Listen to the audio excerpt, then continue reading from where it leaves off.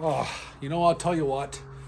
This might have been one of the nicest weekends I can ever remember in April. I know definitely mid-April, maybe some later April weather over the years, but it was in the 70s, darn near 80 degrees both days. It's Sunday. It is now the afternoon.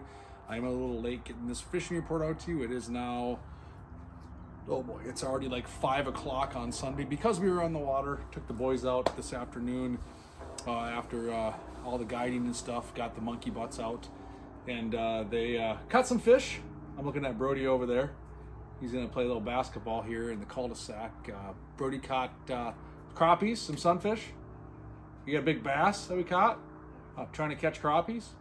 All kinds of good stuff. And it was a beautiful weekend.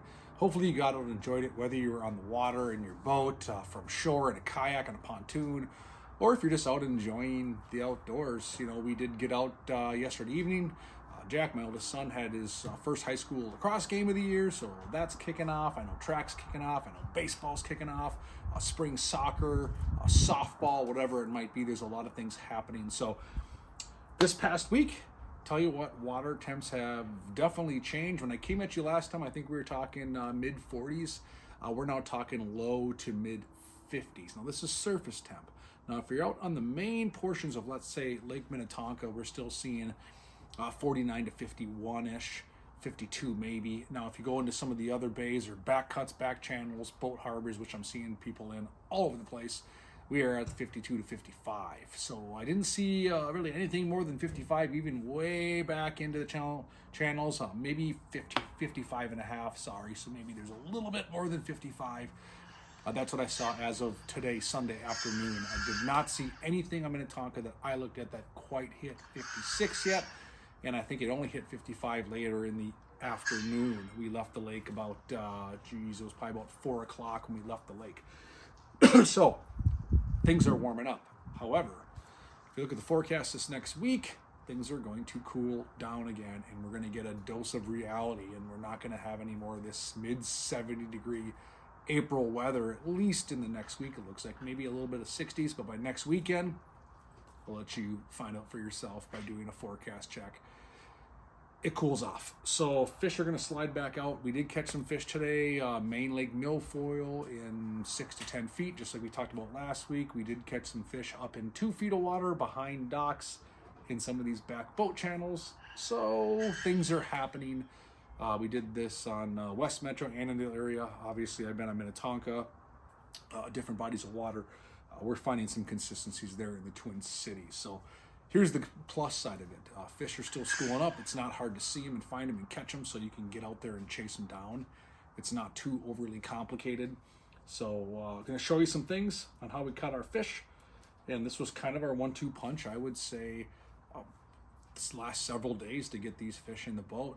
So I'm excited to see what happens in the coming weeks. I did run into a bunch of people on Minnetonka today that were out there having fun, maybe pre-fishing for the Memories Made crappie contest in a couple weeks. So that's coming up in 2 weeks.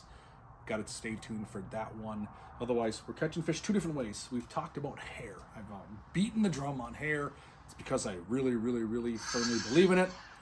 This one here has been absolutely mangled. It caught a pile of fish. This is a VMC Moon Eye jig, 1/32. Jack tied and Brody tied these up. This is plain white. There's not a lot left on there.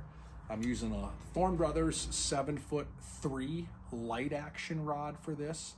And I have rocket bobber, 4 or 5 pound test line, 1000 series Shimano reel. And that has been kind of my workhorse. You might notice that it's pretty long there to that rocket bobber. I'm looking at 4 feet, even possibly 5 feet down if I can get away with it.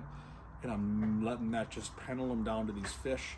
It was extremely windy the last couple days. It seems to be the trend this year, a lot of wind, and that hair was getting it done. That rocket bobber is kind of flutters. It goes, pops up, and I set the hook. If you wait for it to go down, oftentimes you might miss them. So the second you see that bobber float with the wind, and they just kind of pop, I'm setting it. Now, just like ice fishing, you feel that tick on the tip of your rod or your noodle rod, your spring bobber, set the hook. Don't wait until you feel the rod start to pull out your hand. No different when you're fishing a bobber. So that's one way we're catching these crappies. The other way is I'm spot fishing, I'm pitching, I'm casting. I'm using a drop TG 1/32 ounce. I'm using a Tri-Alive tube from Mr. Twister, and I'm using a similar setup, 7'3", light action. This is a St. Croix blank built up at Thorne. Got a 1000 series Shimano. I did put braided line on my main line to a fluorocarbon leader. I like that castability. I like that sensitivity. No bobber on this, and I'm actually just staring down, like everyone gets criticized for, staring down at my forward-facing sonar, looking for schools of fish on the weed lines and amongst these weed clumps, and I'm just pitching through them. They're moving pretty quick, especially some of these bigger fish. So we're pitching right through the schools and working that bait back. Little tougher approach today because we had so much wind, but it's a very effective way to catch fish. I would have to say we caught more fish on the bobber setup today, yesterday, and previous days than we have on the drop TG plastic. I do think that'll change again. This was money last weekend. That's what most of the fish were caught on, pitching through schools, working the drift. Today though, air, rocket bobber, super fun way to catch them. So that's what we're seeing. So big thing this time of year is water temperature. You've heard me talk about temperature in spring. That is such an important role or important thing to consider and look at and pay attention to in the springtime is water temperature. As things progress and warm up, fish like to find that warmer water. That's when the bite turns on. We saw where some spots, even today, we started on one spot today. Water temps were in the low 50s, 51. By the afternoon, it was 53, 54, and boom, you saw the fish turn on. So they're there. They sometimes are lethargic. The water temp starts to get warmer, especially in the surface. Those fish come up. You're seeing more of them on your forward-facing sonar. And guess what? You're getting bit more. They're more aggressive. The fish want to feed more. It's just comfort, right? So those are things that we have to consider during the springtime. So two-prong approach to catching these springtime fish. We didn't fish any live bait. I didn't have a minnow on my boat the entire week. Maybe I should have. I watched one guy next to me today whoop our butts, catching them one after another, and it looked like he was fishing minnows because I literally saw a minnow bucket floating over the side of his boat. So maybe I should have zigged and zagged on some of that, but you know what? This is how we caught him, and we did just fine. So I'm anticipating a colder week. I don't know what's going to happen. This is that kind of year where you're playing the yo-yo game, depending on the weather. Talked about temperature. And next week, I have a feeling it's going to be a different chapter of the book. I have a feeling we're going to be resorting back to what we did a week ago. I could be wrong. If you have comments, if you have ways you're catching fish, please comment below and let us know how you're catching fish and how you're doing those sorts of things, because I'm not always doing things right. I'm struggling on certain spots and certain bodies of water just like anyone else.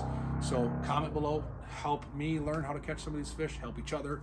We can all work as a team and go out there and have a whole lot more fun. So I'm anticipating another fun week. It is April. We are still a month away from game fish.